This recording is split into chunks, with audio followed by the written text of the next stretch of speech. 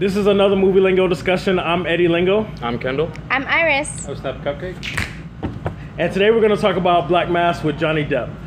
If you don't know already, this is actually based on a real person, James or Jimmy Whitey Bulger out of Boston from the 70s into the 80s. He was basically into the Irish mob, a lot of small-time work, but he made a deal with the FBI based on his loyalty with a friend who grew up with him in Southie. They wanted to trade information so they can focus on a bigger target, which was part of the Italian mafia. And in that process, they would look the other way as he gave up information. What they didn't expect is while they were taking out the bigwigs or the kingpins of Boston, he ended up becoming the kingpin himself. And that's the true story of his rise and eventually his fall, played by Johnny Depp, who I thought did a phenomenal job. So Kendall, let me start with you. How did you feel about the movie? I thought it was fantastic. You know, I haven't watched any like mobster movies in a long time, but you know, I have watched some of the older ones, and I feel like this one's really up there with those classics. I have to agree. Yeah, it's like it's very similar to those. Like even the pacing, like it was slow. The pacing was slow, but in a way, it kind of fit. You know, that kind of mobster kind of genre. It's a very long movie though. It was long. Yeah, it was but long. it was really good, and I liked it a lot. All right, Iris, how did you feel about it? I really enjoyed it. Yeah. I think that this is one of the best roles he ever played, because he's done a lot of shit lately. So I think he did a really good job in this role, and the movie was phenomenal. I enjoyed every bit of it. Definitely. And long time no see. Welcome back. Oh, snap a cupcake. We got you here. Tell me how you feel about the Black Mass. It is the pinnacle of what goes into a wonderful, terrific, perfect film. Perfect film. I like that. Awesome. I think the rating's gonna be pretty high on this one. Me personally, I thought it was phenomenal myself. Like you said, the pacing and everything, even though it was slow, everything was just intense. It was a constant build up to me. It was never any flat moments. Every scene was leading up to something else, to some development. So even if you felt like nothing was happening, it was building up still. The dialogue, everything was setting you up. And then the fact that it's based on true events, that always impresses me more. Because I felt it was more entertaining than if this was than a fictional mob story. If they would have created it, you know, if you think about like these people, you know, they really got down like this, and I love that. That's kind of what I love about all the mob movies, just the sense of reality and how it can happen. So let's start off with what everybody's focus is and why they're going to see the movie. Johnny Depp. Yeah. I want to talk about how he brought this character to life. I don't know much about Whitey Bulger besides this movie. At the end of the credits, they showed a lot of stills and FBI surveillance stuff. Whitey Bulger seemed to be a little bit more muscular, but Johnny Depp in his thin form still seemed like he was more monstrous. Like he was still more threatening. It was a jacket. It was the jacket. Yeah. And his eyes. His eyes. Let me tell you, those the contacts. way he looked at you. Yeah. It looks so like a blank, cold stare. I'm like, put a little. But I loved it though. So he looked very demonic. He did. So I'm gonna start with you, Cupcake. All right. His execution of the role. Just go ahead and just dive in. Just tell me how you felt about it. From someone, I've seen a lot of documentaries for Whitey Bulger. Okay. He captured a lot of the elements perfectly. The stare, the sense of dread. Like when he comes into a room, you get kind of weirded out. Like, what is this motherfucker gonna do next? You know? And he captured that perfectly. To me, honestly, I think this is probably his best film. She did say that. You know, it's great. I can't really actually picture anyone else playing that role. That's good you mentioned. I was going to ask that next. But definitely not Joe Pesci. Yeah, I don't see if he would have that same intimidating factor, that calm that made you feel like the calm before the storm. Yeah. You just, I don't know, it was never ramping up. He never had to convince you or try and threaten you to make you feel like I'm not somebody you want to go against. He never had to sell himself. It was just, he would just let you know, or he would give you a look like, you want to take your best shot, because if I get up, I'll eat you. He said that to one of the guys. And he was so serious, but he wasn't really animated. It was just, and you just knew, and I felt it the whole way, like, he doesn't need to sell it. It's there, How did you feel about it, the way he brought the character?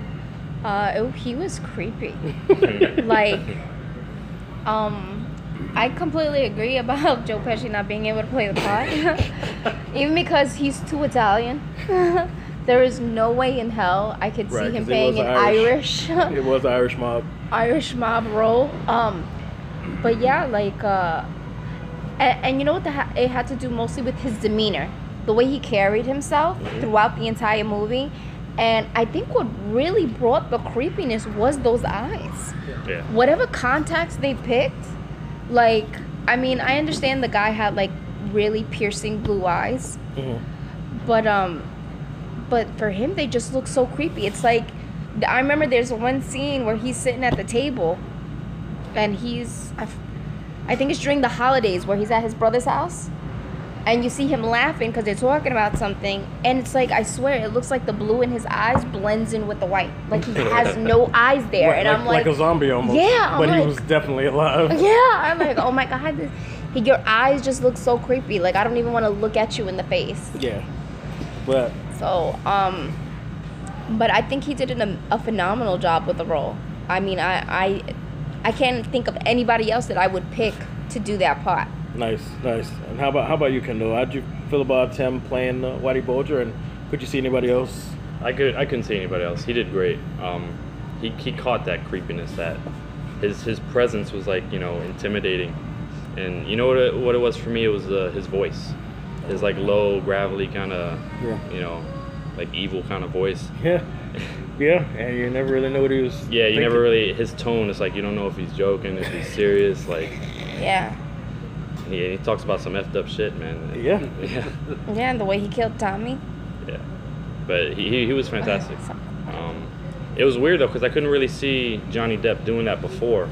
Like, I guess because everybody knows him from Pirates of the Caribbean and whatnot. Well, I would maybe us older guys. Remember Donnie Brasco and different generation. and Blow. So Yeah, for he did me, really good at Blow. when I knew he was playing it, I automatically knew I was excited. I couldn't wait. Yeah. But I get that. It depends on when you were exposed to Johnny Depp and what he was doing at the time. Right. I mean, I knew he was a great actor. Right. I knew he could pull it off. I didn't see him as that because I never saw Blow. I've heard about it. I should go watch it though. You should watch it. No, very it's good. good. That's a good very, movie. very good movie. Except he's not as creepy. Not as creepy, but Not as creepy, but smart. One of those very strategical type of drug dealer. drug lord types. Yeah, definitely. For me, what I feel makes an actor great is when you get caught up in who they're actually playing. Like one of the things I hate is when an actor is trying to be somebody else, and all you keep seeing is that actor trying to be somebody else. I will give an example, and people don't agree with me, but Will Smith as Muhammad Ali. All I saw was Will Smith doing somewhat okay Muhammad Ali impersonation. I didn't get lost in the movie and feel like I'm watching Muhammad Ali's story. You get what I'm saying? Yeah. But when I watch Denzel Washington and Malcolm X, I forget I'm watching Denzel Washington. I feel like I'm watching the Malcolm X story. So that's the difference. And for me, Johnny Depp is the type of person, no matter what his role is, I am actually embodying whatever the story is and the character. And then later I'm like, man, Johnny Depp sold me on that one. Instead of saying like, this is Johnny Depp trying to do an impersonation of somebody else that I'm not feeling. He always makes me believe in the character he sells it. He gets so invested. And I love that about him. So in this movie, he was James Whitey Bulger had a very tight-knit group around him. A lot of people respected him, and I want to talk about that. I want to start off with his relationship with the FBI agent John Connolly and his loyalty. Iris, you had some thoughts about that. You want to start? Sure. Well, me particularly, I think everybody else was in Jimmy's group were loyal to him because they were scared. Okay. I think it was more like, I'm gonna die if I don't do what I'm told. Even the young kid that was bouncing at the club in the beginning, I think it was more he like looked up to him. Yeah. But I mean, but in some of the scenes that were like really like he looks crazy and scary, the kid wasn't there. That's true. His cousin so was there. like his cousin was there, which I think he was scared into loyalty. I believe because especially after he killed his stepdaughter. Right. because he definitely didn't want that. But Yeah, he knew Yeah. it had to go, and he knew he couldn't say anything against it. Right. Yeah, and to be honest, like with that whole situation, I think the girl really didn't say anything. I don't know. I don't feel that way. I do. I think, you know, she looked like an asshole for real. But We're gonna have to talk about that. I don't know. Okay. But But anyway, the loyalty but with John the loyalty Connolly, yeah, with John Connolly, let's get back on track. With him, I think because he didn't really see all the crazy, scary shit that Jimmy was doing, Mhm. all he has in his mind is the Jimmy that he grew up as a kid, and how he used to protect him and stick up for him, and when he used to get his ass kicked, Jimmy was always there. Right. In his mind, that's the Jimmy he remembers. Right. But the Jimmy that grew up and became the person that he did as an adult, you know, that's not someone you'd want to be loyal to. That's not someone... I have to disagree. You crazy? That motherfucker was creepy and scary. I Not to mention, like, I don't okay, know. Yeah. I bet you if Johnny wasn't in the FBI, if Johnny would have blinked at Jimmy the wrong way, or talked to him the wrong way, or breathed air in the wrong way that pissed him off, he would have killed Johnny just like he killed Tommy. I don't know if he would have did it right away. I think it would have been part of his crew, to be honest. Yeah, I feel like I don't- Johnny. I think His Johnny. loyalty was I think from the moment he saved him as a kid. It just never was going to be bent. That's why he took those charges at the end. He didn't even testify against. I know, but it's still, I don't know, because I think there's a difference between you hearing the shit and seeing it. It is a difference. You know, hearing, oh, Jimmy's doing this, Jimmy's going nuts, Jimmy's killing these people.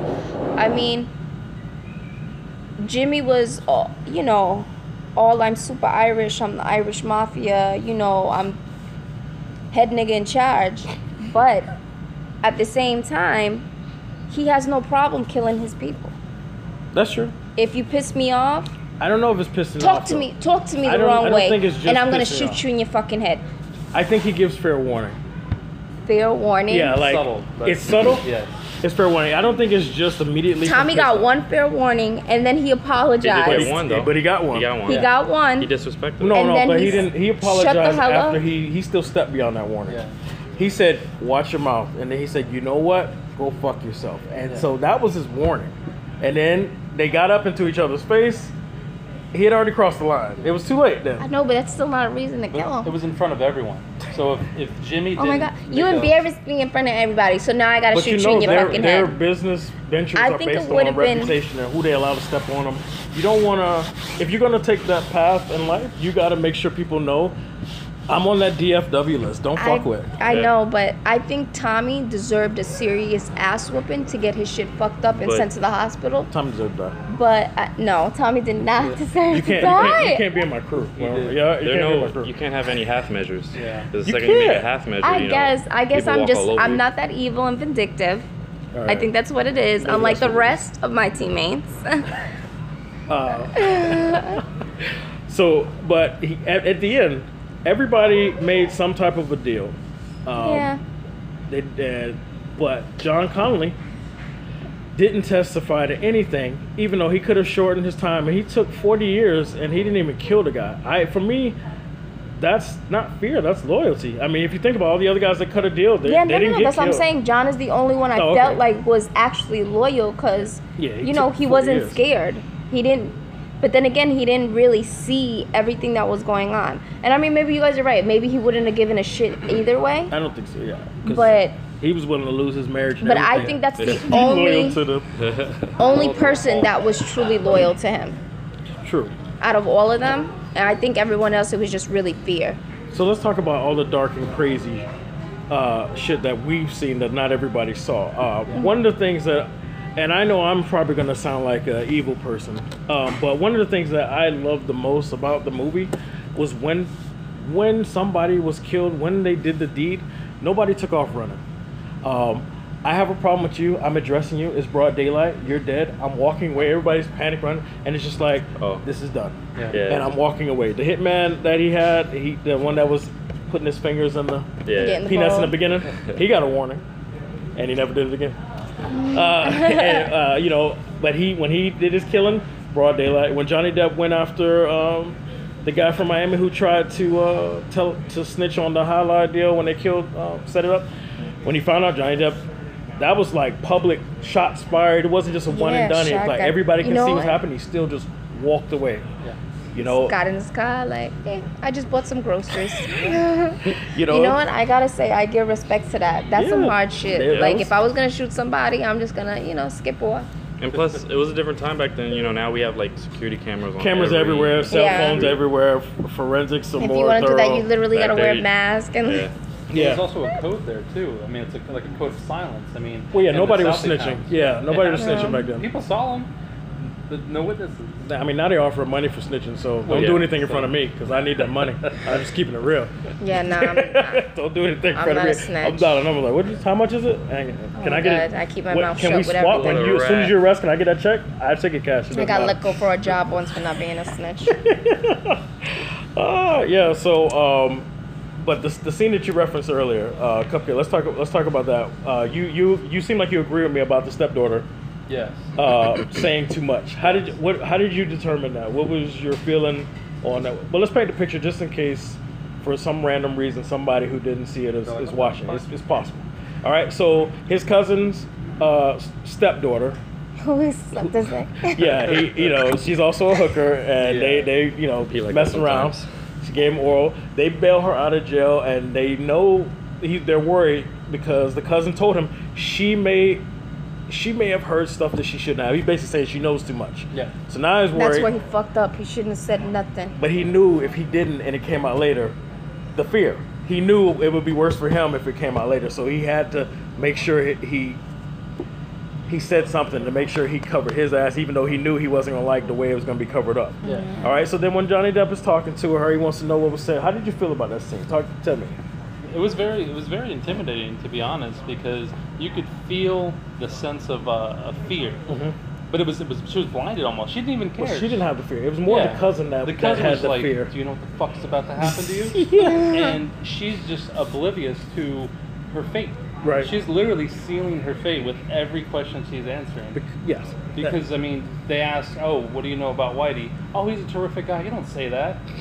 Why would you say that? I mean, she's pretty much, she's sealing, everything. She's... Right.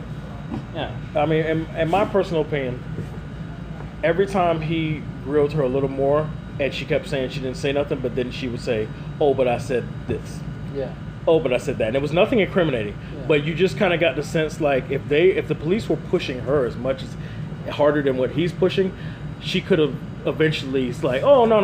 Oh, well, I didn't see nothing. Oh, well, no. And then he's worried that she could be pushed into saying more. Yeah. And that's how I kind of felt. I feel like if I'm going to convince somebody to say nothing, no, I was like, oh, I wasn't there. And then you ask me something else, I'm not going to give you details about it. Like, oh, but so-and-so was there. No, I wasn't there. Kind of like that scene with the FBI agent at the dinner table when he's talking about his family recipe. Exactly, with the secret recipe.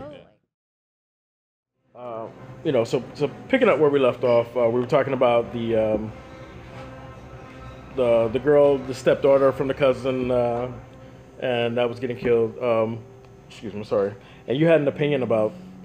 Yeah, it was basically about the cousin. I felt that was one of the only people that was actually loyal to Jimmy, like not out of fear, until that moment. Oh, until that moment. Until that moment. Okay, I'm with you. That moment was like his breaking point. That was when he realized like, who am I with? Yeah, because you could see how he reacted to her dead body. Yeah, like he knew it had to happen, but then it was the fear started settling in, and I think that was like the point for him. Yeah. But he still stayed. And but it was a point of more fear of crossing the line. I get you on that one. And Jimmy, not Jimmy, but John Connolly, his wife. Yeah. I thought I was worried that something was going to happen to her because she was openly like rejecting their friendship or the progress. Like, I don't feel comfortable with these people in my house, whatever. And he was like, lower your voice. She was like, this is my kitchen. Let's be real.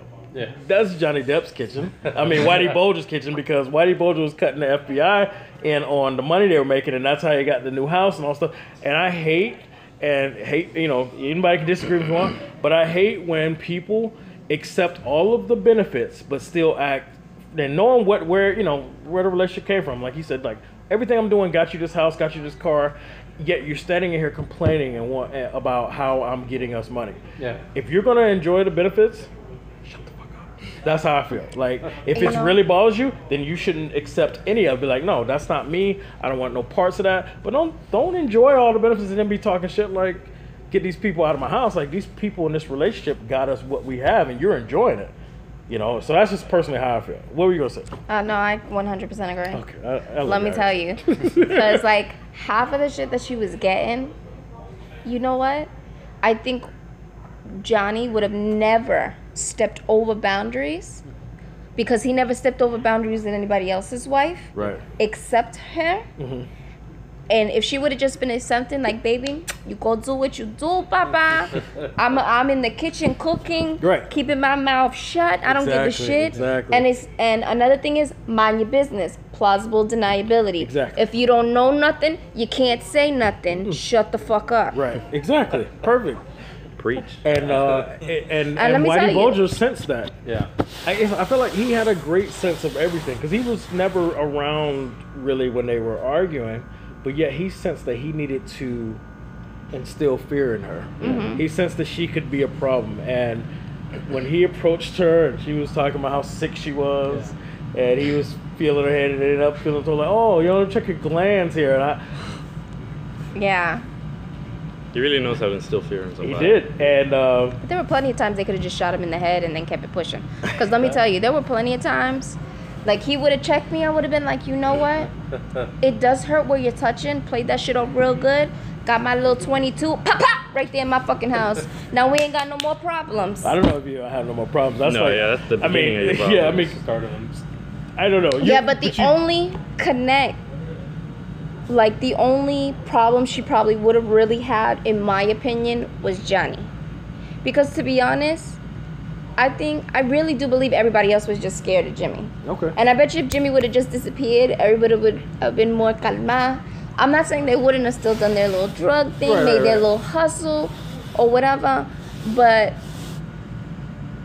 in the end, I 100% believe that if they were all really loyal and not out of fear, they would have done the same thing Johnny did. Took their shit, whatever sentencing, not testify, not do any type of immunity or shortening of their sentence. They would have just took the consequences as they were given to him, like Johnny did. Well, that's funny you bring that up, because that's actually my next point. I feel like the other guys, because they didn't really know the relationship. He only really told his cousin. I feel like the other guys might have been a little bitter in the end. Like, I followed you. You got this relationship with the FBI, and now they're coming to pick me up, and you're gone. Yeah, he skipped town. You know, like, and that's why I was feeling like maybe they were a little bitter, because everybody was kind of like not. I don't know. I don't like to say they weren't guilty of something, but they all got picked up, and they all are in there talking about this guy who's out God knows where until he finally got caught in 2011. And and in their minds they were thinking, I could have ran with somebody that was still like not directly involved with small time and been doing okay, but you chose to have this relationship that got us deeper in the situation. Because I mean, they were all still really making a little bit of money, good enough that they all had their own homes. You know, that they were able to take care of their spouses. You know, it wasn't until, you know, they was moving on up, you know, with the extra dough that they were pulling in when he became bigger. Well, but one of the biggest issues, though, that they had was, you have to think about it. If you're a kingpin or if you're a mob boss, you don't skip town. You take your sentence like a man. So the fact that he wasn't willing to do that, and he just skipped town, and he got fair warning. But nobody else did. Like when Colony told him, it's all going down. There's nothing else to tell you. They got you on this. They got you on that. Mm-hmm. He said, okay. Yeah.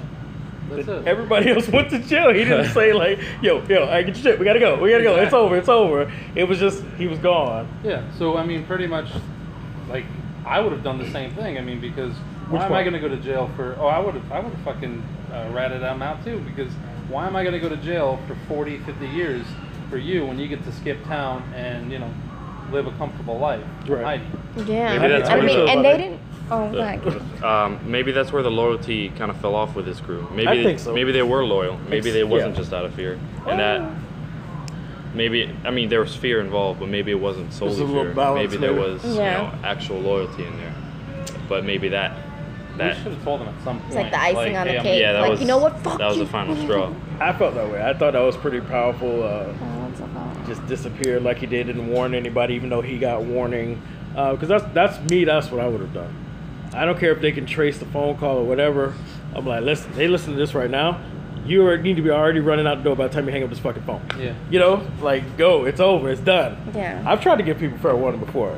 So, I'm not gonna say who. But anyway, so, lastly, let's talk about how this movie compares. Does it automatically become a cult classic in your eyes? I think we all kind of hinted towards it before. Kendall, let me start with you. As far as mob movies, out of all you've seen, like, how does this stack up? You feel it's a media cult classic? Is this gonna be one that you reference years down the line or show your kids like this is a good movie? Oh yeah, definitely. This is going up there with like The all Godfather. those old Godfather, Casino, Goodfellas. Yeah, this is really good. I think it's gonna last for generations, like those older movies. Yeah. And who knows? This may even usher in like a new wave of kind of mobster. Well, yeah, because this is the first Irish mob movie on such a big platform. Yeah. All the mob movies we normally get Or Italian. Italian, or then you may be dealing with some Armenian or Russians, Right. and the mixture, whatever. But this is the first one to put the Irish mob on a big stage, big platform, and now they may be branching off. Because there's always somebody who's going to pick up the pieces and keep going. So we may get more true stories down the line from this.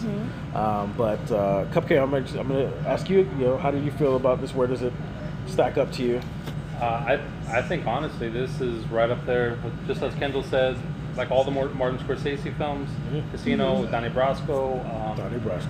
I mean, this I feel makes this genre, which is not very popular. It's really fallen off since its prime, which I think is probably like the late '90s, early 2000s. That's when all these. 2000s, yeah. Because I mean, The Godfather came out. I think what was it, '60s? Was 60s, 70s around there? Like the first one. It was the 70s. And since that, there's been kind of like a sporadic jump in popularity. This, I feel, is going to generate like a new urge for these kind of films to be made, which I think is great. Yeah. Because it's a dying genre. Not everybody really likes these kind of films. I mean, it's really heavily geared towards guys of a certain age more than anything. Right.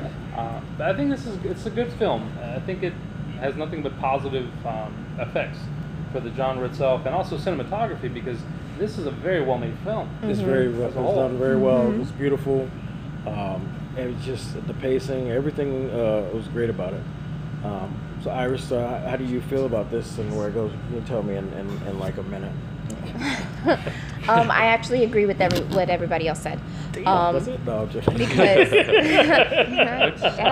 because I really appreciated this movie. I thought it was amazing. I myself is like, damn, I want to meet some of these people, go to the jail and be like, hey, I just saw a movie on you. So I wanted to meet you because they played your character like so amazing. Yeah, they all did a very good job. Yeah, they did a really good job. I really enjoyed it. I recommend to anybody else to go see this movie. It's so good. Guy or girl, I resent that last comment. You're the exception. It's good, that's all. Because it was really a really good movie. So this movie, not a lot that I didn't like, not at all really. I think this movie is definitely going to be one of those movies where if I come across somebody 10, 15 years from now and they're like, Black Mass, I never saw that one. And we're going to pop it in immediately. You know what I'm saying? That's the type of person I am, or I'll let somebody borrow it. Because I do that with my favorite movies now. I mean, I don't know what the technology be then. Maybe Blu-rays won't even work. We're like, what is this? What is this thing? You know, You're gonna maybe look at Blu-rays like VHS. I'll have to send it to them. Like I'll have to stream it with my mind, just like play it on the wall or something in 15, 20 years. You know, we'll see. I think we should definitely go ahead and rate it now, and I'm just gonna go down the line. I'm gonna start with you, Kendall. What is your rating? And wait a minute, hold on. Now that we have Old Snap a Cupcake back, we're on the 10 scale. What's your scale this time? Is it still the bear? Still the bear scale? All right, cool. So on the art.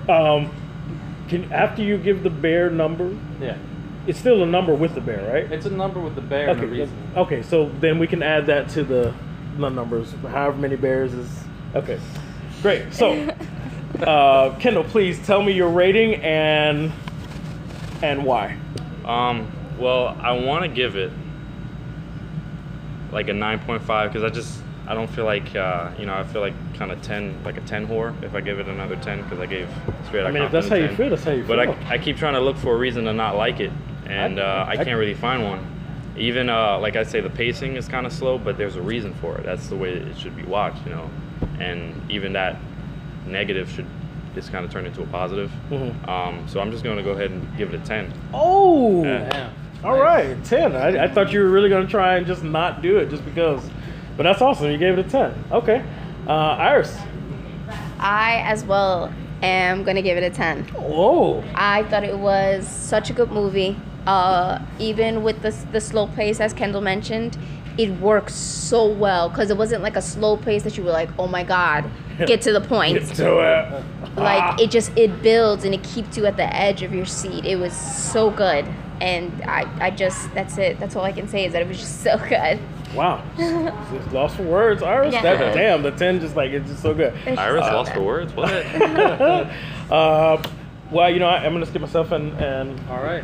I'm gonna have to go with everybody else. Honestly, this is a perfect movie.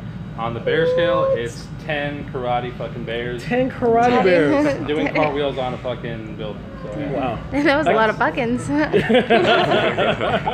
a perfect film.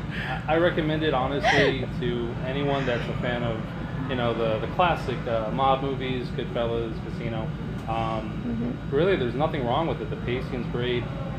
There's no filler in it, I feel. Right. Like the portion with his wife, they kept that shit short and sweet out the fucking door. Oh, we didn't even You talk know? about that. Yeah, where his son died. Yeah. Oh, So, wow, yeah. I mean, perfect film, man. Really no complaints. Okay. You know? All right. Well, I hate to fuck this up. But Do you? But God damn it, Eddie. I'm gonna give it a 9. Wow. I couldn't give it a 10 despite how much I loved it because of one person, Benjamin Cumberbatch. Cumberbatch. I don't know. That was the one who played Whitey's brother, the politician, the senator. His acting bothered me because his original accent was really coming through that Irish accent, and he was distracting me every time he started talking. It was taking me out of the movie because all I saw him was trying to force that Irish accent, but his natural accent was really right there up underneath, and it was just killing me. And I was like, I know they picked him because he's a phenomenal actor, and his name carries weight, but I don't think he should have played that role. I don't think his brother's role was significant enough that they should have worried about putting such a big name there. They just should have found somebody that could pull off the accent and leave it at that. So they, like, because of everybody else's acting was so great, and I was so zoned in, and then as soon as he comes on the screen, it's like I backed up like, oh, I'm watching a movie with Benjamin Cumberbatch. I can't give it a 10. I'm sorry. Damn. So, 9 for me. So that's going to be a movie lingo 9.7. 9.7 is not bad. Don't hate me. I'm sorry I couldn't keep it that even flow of 10, but That's okay. We'll get you after this. yeah, no. Time to start. Remember Tom? I know, right? No, I'm just not going to walk in an empty house with you guys. Movie Lingo gave it 9.7. If you guys watched it, tell us your thoughts. Let us know what you liked, didn't like, and you know, I don't think there's much more to cover. Right? And we love you. We do love you, and we got Old Snap a Cupcake back from Movie Lingo. It's been a while. It's good, so good to have you here, man. So good to have you. Glad to be here. All right, awesome. So, if you're watching us, tell people to watch these videos. We're on YouTube, Movie Lingo channel. We're also on Twitter at Movie Lingo 1, Instagram at Movie Lingo, Facebook /Movie Lingo. We're filming right now in Davie, Florida, and Past, Present, Future, where they have everything you could want, no matter what you like. Board game statues. What else they have? Manga. Yeah, they got Awesome all the Japanese comics. They have even, I see that Captain America shield there for some cosplayers out there. Yeah, that's a lot of stuff. Oh, and there's, I'm not going to tell you guys that they have all of your favorite pop vinyls, like mine. If you come over here and buy it, I will hurt you, so I'm not going to tell you what my favorite is. But they have everything else. Stay away from mine. Even though you don't know what it is, you stay away from it. Predator. Figure it out. Stop it. You figure it out and you stay away from it, because I can't buy them all every week. All right? So, anyway, and we also want to give a shout out to all of the other Movie Lingo people that couldn't be here on this panel. We definitely have Nate, Nicole, Alyssa, Cody. We missing anybody? Annie. You're here right now. Oh shit! I am sorry. So you just teleported in. Yeah, I think that's good. And then of course we want to continue to give shout outs to all of those who watch us religiously. I left some people out last week, but we're going to mention Carlos Sanchez again. There's Ali, which I still can't never remember his last name, but what is it? Sure. And then there's also Red Bull, Erica with the C. She watches it religiously, so we want to give her the shout out. My son, Janesh Lingo, he definitely watches it. We appreciate you. Share with the friends. And we're also now offering Game Lingo for those of you who love gameplays or walkthroughs or just want funny commentary watching people fuck up a game. Game Lingo has a YouTube channel, and soon we're going to have the website where you can find everything, all right? So we thank you for watching. This is another Movie Lingo discussion. I'm Eddie Lingo. I'm Kendall. I'm Iris. I'm Snap Cupcake. I fucked that up. Sorry, guys. And we'll see you on the next discussion. Success. Just getting started. Till it's gone. Boom! I jump to the sky for my people. I walk through the Bulger's playlist. Making a fool of the Bureau. We're in too deep. And he knows it. Come around me telling me I changed. God help us. How come no one has nailed Whitey Bulger? He seems to be involved in every crime in the city, and yet the Bureau keeps saying he's clean. Well, what's Bulger done? What's he done? Everything. I'm not the trash can, not the last man at the finish line now. You cannot say that to me. The block that you can just follow and push around. I'm not the changing job. in the haystack that you finally found. This ain't no free rent. Come on, bitch, your 10 year time me down. If he gives me his word, he will keep it.